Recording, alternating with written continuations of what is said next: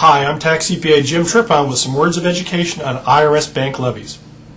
An IRS bank levy occurs only after the IRS is unsuccessful at collecting a tax bill from you. If you get an IRS bank levy, here's what you need to do first. Now, the first step with an IRS levy is to check to see if there's a reasonable basis to get it released while you work out a payment deal on your tax debt.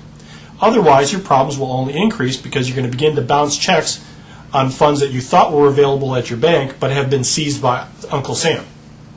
Often, our Trippon Company CPA tax professionals are able to get a levy release for our clients. But before we get into levy release strategies, let's first make sure that you understand where you stand when the IRS uses a bank levy against you. So let's first look at what a bank levy is. If the IRS has issued a bank levy, they are proactively seizing your personal assets to settle an outstanding tax debt you owe. Once the bank levy has been assessed, the underlying bank must wait a period of 21 days before sending the IRS the funds that they've held out of your account. During this period, you as the taxpayer may request and be granted a levy release if you've appealed and followed the appropriate steps showing cause. What is cause for a bank levy release? Well, a levy release can be granted for several reasons, including financial hardship, IRS procedural errors, or in the event that the taxpayer pays their outstanding tax debt in full, including all associated penalties and interest. Now, generally, this period of 21 days is the best time to get a tax professional involved because the IRS procedures for levy release are both very technical and very complicated. For example, exempt taxpayer income. A portion of your income that was deposited into this levied bank account may be exempt from collection under IRS rules.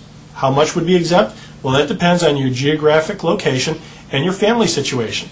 The IRS has an allowable cost of living exemption based on your region and your number of dependents.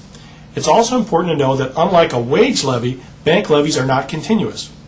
Sometimes the IRS will make a levy error. If the IRS assesses a bank levy against you in error, then you may be entitled for a refund as well as a reimbursement of any fees that your bank charges.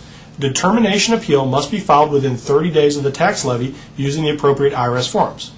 Now, of course, the best action for individual taxpayers is to resolve your tax liabilities before a bank levy ever occurs. When it comes to tax debts, it pays to be proactive. Do you need help releasing an IRS bank levy?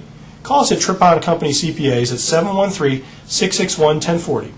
We can represent IRS levy cases in all 50 states, and we'd be happy to put our 27 years of IRS experience to work for you today.